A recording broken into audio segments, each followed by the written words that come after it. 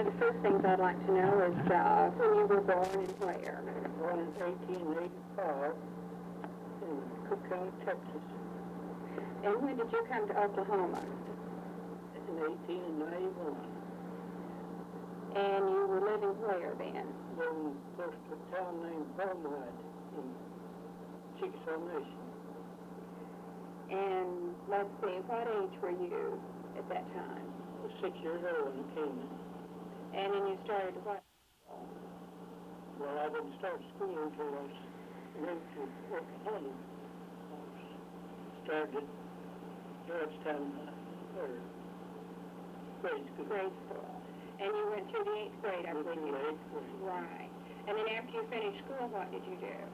I went to work at R.L. Spencer's store in Maude in 1906. And what were you doing in his? What were you doing for him in his store? Just a clerk. Just a clerk. And then you went into your own business then in 1914. Did you buy Mr. Spencer out? No, I bought another store out, and it's west side of the Gulf Drug which comes from now. Where I was. And this was the grocery business alone. You weren't in any clothing or just grocery business. Right.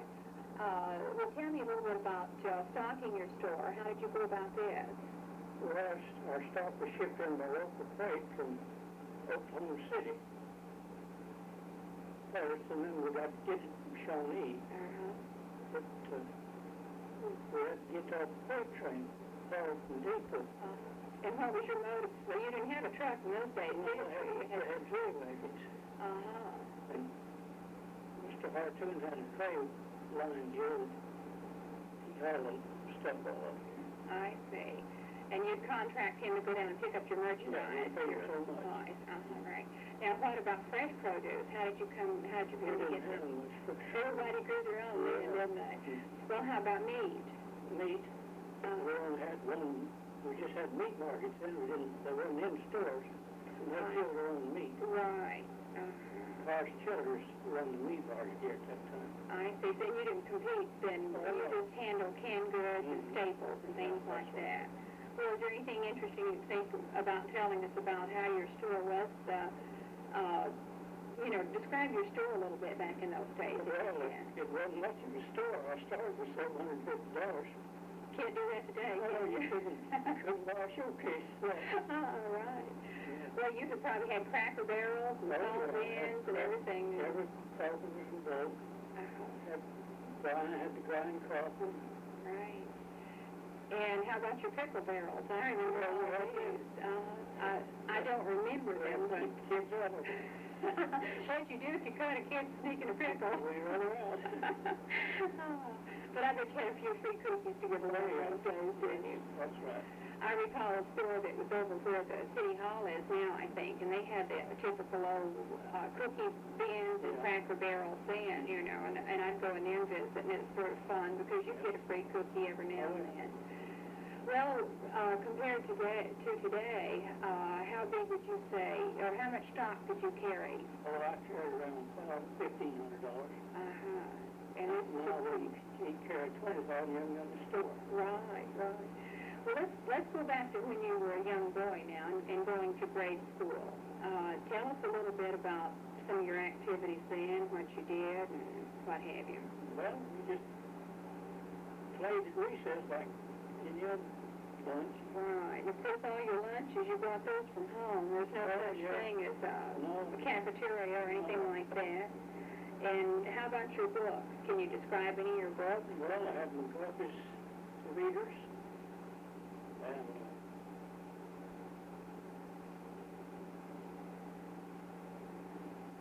speller, and I believe it's Barnes' job in Ray's arithmetic. And reading Kellogg grammar. I see. How about your teachers now? There wasn't just one grade in the room. You probably had several grades. Just one room. Just one room. Was this for 8th grade? Yeah. Right. And how many teachers did you have? You just had one. Of course, I went to a three-room schoolhouse myself, so I shared one teacher. There was one teacher to three grades. Yeah. And I had a little bit better than you did. I was coming up, wasn't I? Now, where was your school located now? Half mile north of Sacred Heart. Right. How far did you have to go to school, to attend the school? 1.5. And you had to walk? 3/4. Did you have a horse, or did you? Yeah, we walked. You walked all the time. And how many brothers and sisters did you have? Well, I only had one brother and sister went to school with me. Uh-huh. The rest was older. Right, I see. Well, what did your after-school activities include? Chopping wood. I didn't have to do that myself. I was raised in the country, but I didn't have to. We had cows. You had a few cows to milk, I imagine. And a few hogs, and what have you. Horses to feed. Well, let's see now. Back to your grocery store. Now, could you describe the roads that led to Maude? Well, it was section lines. So it was. And you had one railroad coming in. Yeah. And of course, everybody traveled by horse and wagon, I'm sure, by then. And it's nothing but good old dirt roads that was there, right? And let's see, what was the nearest settlement around Maude that you can think of any size? Well, It would have been. they was pretty well set up. St. Louis was a pretty good settlement, wasn't it? Yeah. Along then. It's St. Louis. Of course, there's more people around Sacred Heart then than there was Right. any other town in this part. And now, how about the doctors in town? The doctors, well, there was Dr. Butler. He was my partner in grocery business one time. Oh, is that right? And Dr. Cole, Dr. Blickendiffer, and a little later, Dr. Phillips. Right. How many children do you have of your own? Two. You had two children. Where were your children born? Were they born at home, or did they go to the hospital? Did your wife go to the hospital? Right. And Well, the rest of the post office. right. What doctors administered your wife? Dr. Butler. Now, did you have more like the midwife that would come and stay with your wife? Well, and that help? was women coming. Right. And well, if anybody got sick, what happened? You just call a doctor to come to your house, Yeah. didn't you? He was usually there. Of course, his mode of transportation then was a horse and buggy. Yeah, and He usually had the classiest rig in town, didn't he? Because he had to get around. Butler had the first automobile. Oh, is that right? And do you recall what year this was? No, I don't. But it's big old high wheel one. I imagine that was something running to see in Maude anyway. Well, what about the dentist? Well, we had some dentists here, but no, I can think of the names of one. Well, people just didn't go to the dentist every 6 months like we do here or today. Dr. Whitting come up here once a week from Conwell. John L. Whitting. Well, let's see. Can you recall anything about the law enforcement? What did you have? Did you have a locally elected sheriff or? Yeah, that county did. But the law, the city law was there, just like it is now. Right. Some of the first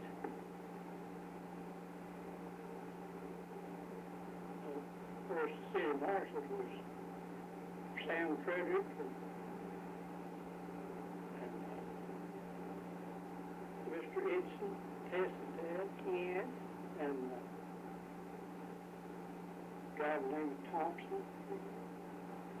They had pretty good laws here. Right. Can you recall any real exciting incident that happened that they had to really take things and get law and order restored again or anything? Well, no, not in the, after I came here. Right. They had before you. Well, now, when did the oil boom hit Maude? When did the oil boom hit Maude? That was in the 30s, wasn't it? And you were here and well established, weren't you? Yes, I fixed up the... What was the, can you recall any of the conditions then and what have you, about, when Maude was a small town and all of a sudden it just mushroomed overnight, didn't it? Everybody was trying to build a house, and there it was. Right. I imagine your grocery business really got good then, didn't it? And did your stores start doing any changing then? Did you, I imagine you went into a meat market about that time and what have you. Yeah, we went in. Because you were serving a different type of people that didn't have time to raise their own meat and what have you. We had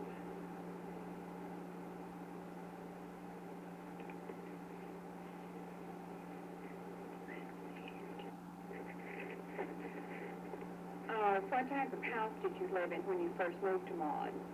lived in a two-room house. And this was this before you had your children, or were your children young? Right. Things get better after the kids get a little bigger, don't they? Then we moved into a three-room house I bought over in block where the bank is.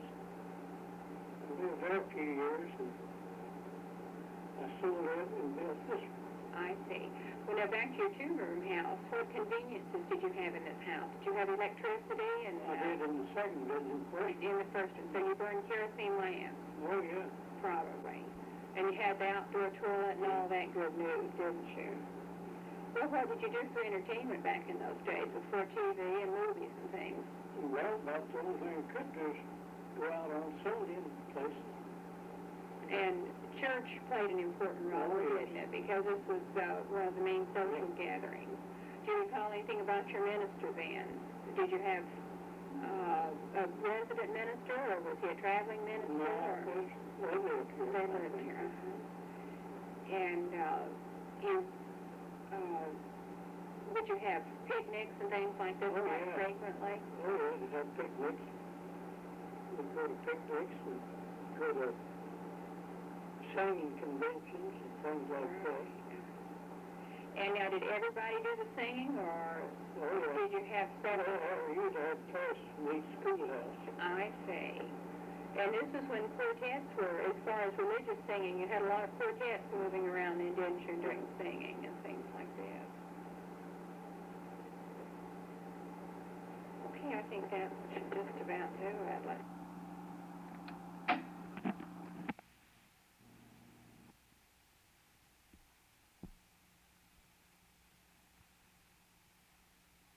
Mr. Stevenson, and he would like to talk to us now about the government.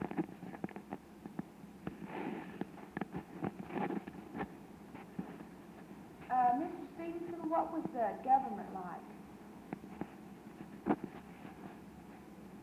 What was the government like? Now, when? Okay, well,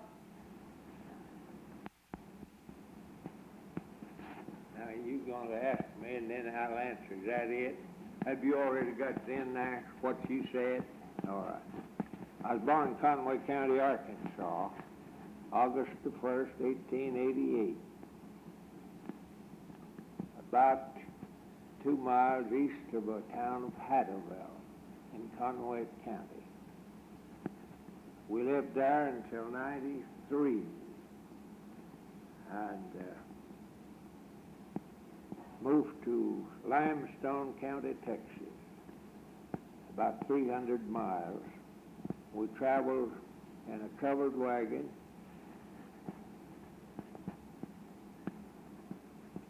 And I don't recall exactly how many days it took, but it was quite a journey. And we lived in Limestone County, Texas. I made a crop there in 1894. There was a drought. Didn't make much of a crop. And Ples Roberts, who was a friend of my dad's in Arkansas, had come to the Indian Territory just west of the town of Center. That's 8 miles east of Ada now. And he wrote to my dad what a wonderful country this was and what the possibilities were here. So here we come from Limestone County, Texas, to what is now Pontotoc County, Oklahoma. And we made a crop here in 1895. Good crop. What did you grow? Huh? What did you grow? Cotton and corn. That's about the only crop there was. Cotton was the money crop and corn was feed crop. Cotton was worth 6 cents a pound and corn sold for 15 cents a bushel. And my dad decided that this country was too rough. Now, at Center, there was no law of any kind locally. That is, Center was not incorporated. It's a town of about 1,200. But the 3 deputy United States marshals lived there, and they kept the peace from Calvin to McGee, and they were the only officers in that area at that time. And we then, that fall of '95, we moved back to Arkansas, where we come from. When you moved, did you have to build another house to live in? No. They were already there? We moved, we rented a farm when we were here in '95 that had a house on it. It was the average home. It was a 16-foot square room with a side room, 8 by 16. And there was 5 kids then, and Mother and Dad, 7 of us. That was our home. That was when we lived here the first time. When we moved back to Arkansas, we rented my grandmother's farm. She came with us, went with us to Texas, came up to the Indian Territory with her family. But she didn't go back to Arkansas. We went back, lived on her farm in '96. We went back in the fall of '95 and moved back in '96 and made a crop there on Grandma's farm. In July of that year, there was a hailstorm came through. Just beat everything we had in the ground. It ruined all your crops. Yeah, that was made no crop, so we come back to the Indian Territory that fall, all in a covered wagon. Did you have any cattle? We had 2 milk cows, and we brought them back, led them behind the wagon all the way back. And Mother would milk them morning and evening, and that's about what we lived on. And we settled down at on the farm adjoining a town, Sandy Creek, about 1.5 miles south of Center. We rented this farm and lived there 4 years. The house was a 16-foot square log house. Floored with green lumber when it was put down, and when it dried out, there's a crack between every board. On the north was an 8 by 16 side room as a bedroom, floored the same way. And on the east, there was the same kind of side room with dirt floor, no floor at all. That was our kitchen and dining room. So actually you just had 3 rooms in the home? 3 rooms in the home. And Mother's health gave way, and the doctor told her Dad if he didn't get her out of that area, she wouldn't live. And he bought a home in the center. And it was a 16-foot square house with a side room and a porch in front. That seemed to be the average home of the time. But back of this house was about a 14-foot square log house that was our kitchen and dining room.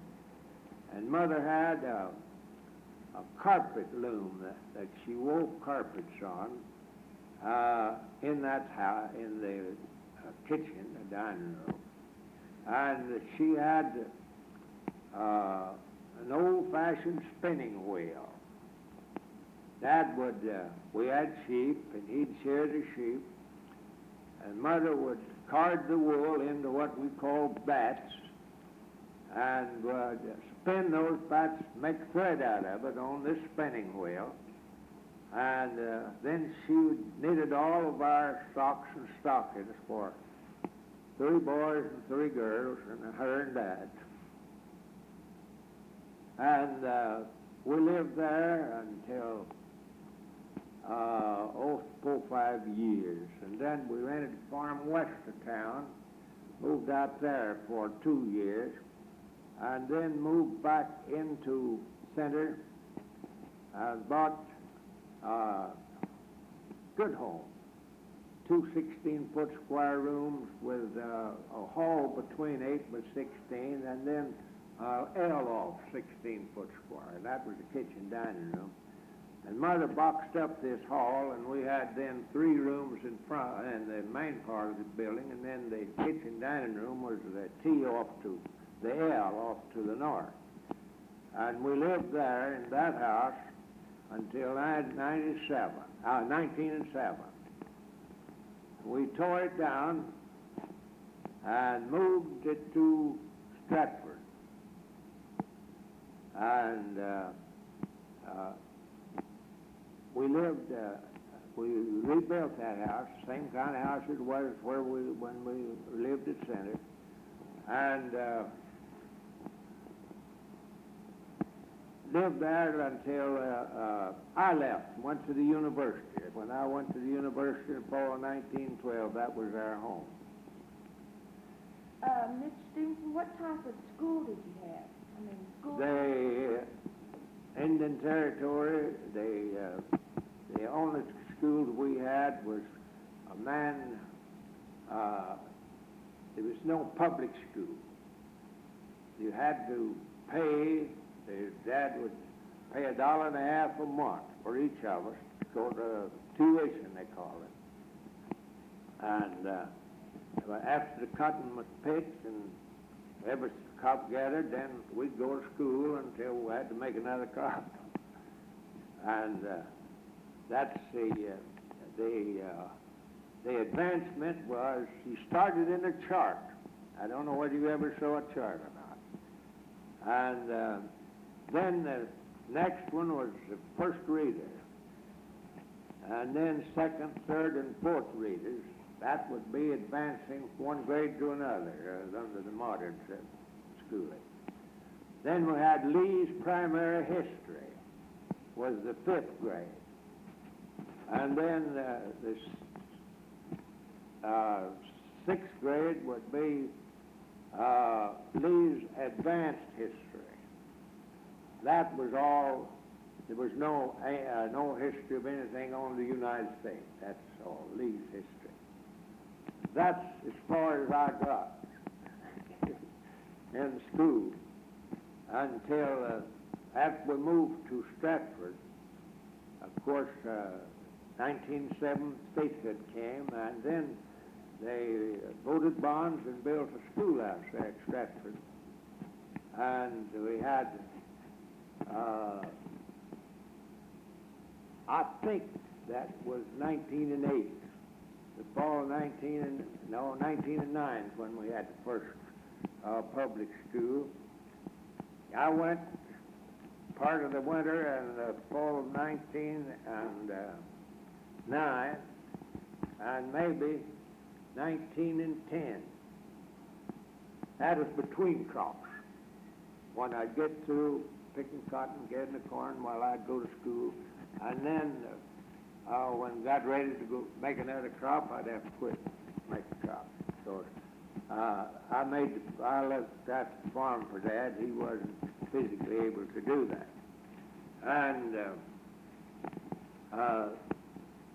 I guess that I attended that school altogether 9 months, 4 months one winter and 5 the next.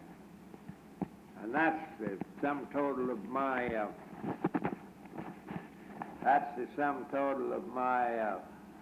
schooling until I went to law school at the university. How long did you go to law school? I enrolled in the law school in the fall of 1912, and 3 years. At that time, you could enroll, and if you was over 21, and I was 24 at that time, you could enroll in the law school without a high school diploma, but not a candidate for a degree. You could take the classes along with the other, but you wouldn't be a candidate for a degree. When I graduated in the fall, when I graduated in the fall of 1915 and the spring of 1915 with a class, on motion of the faculty, they conferred on me the degree of double LB, just like the other boys got. What is a double LB? Huh? What is a double LB? Bachelor of Laws. That's the what they get now when they graduate from law school. When did you get married?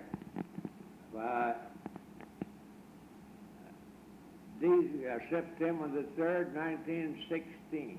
How did you meet your wife? I met her let's see, after school was out, I came to Paul Valley and went in partners with O.W. Patchell and lived there during the summer and fall of 15. I went home on a weekend visit, and my wife had been employed to teach school there at Stratford, and she was the principal. The superintendent was a man, of course, and she had never taught school, but she had been attending school at Edmond.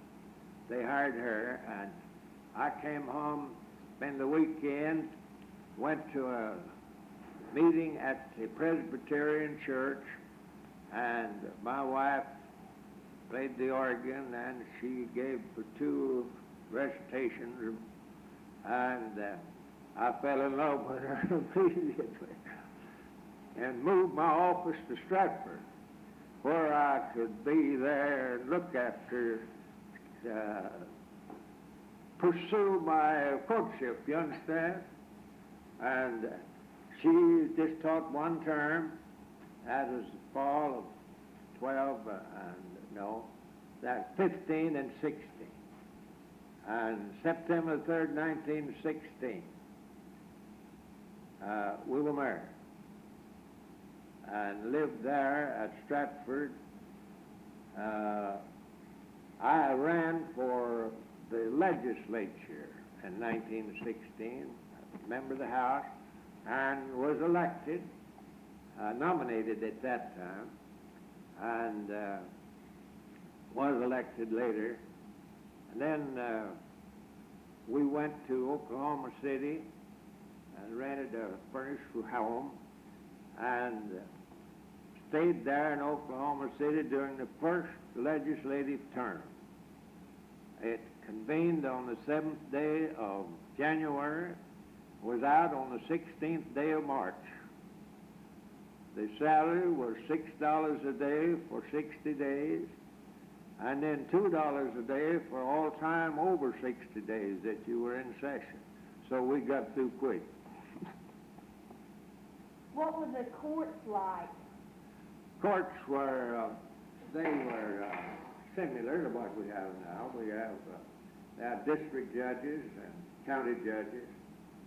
Well, it's just before this last court term. It's the same kind of court that we had, the same, it was provided in the Constitution. Our Constitution was adopted, and it provided the kind of courts, district court, county court, and Supreme Court. Do you know how many courts there were? In Garvin County, there was just one district judge, he had three counties, Murray, Garvin, and McLean. And then there's a county judge for each county. Was the law enforcement very strict? The law enforcement was, it was, I would say, like it is now. No, it isn't. There's a lot more law violations then than there are now. Now, they tell you that we're getting worse. I've been living in Hughes County 53 years, second day of last August.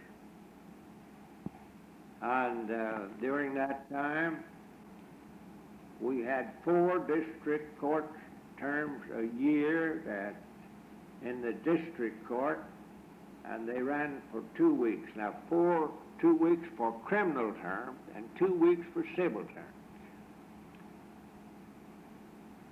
We had hardly ever had a term of court. We didn't have 1, 2, or 3 murder cases.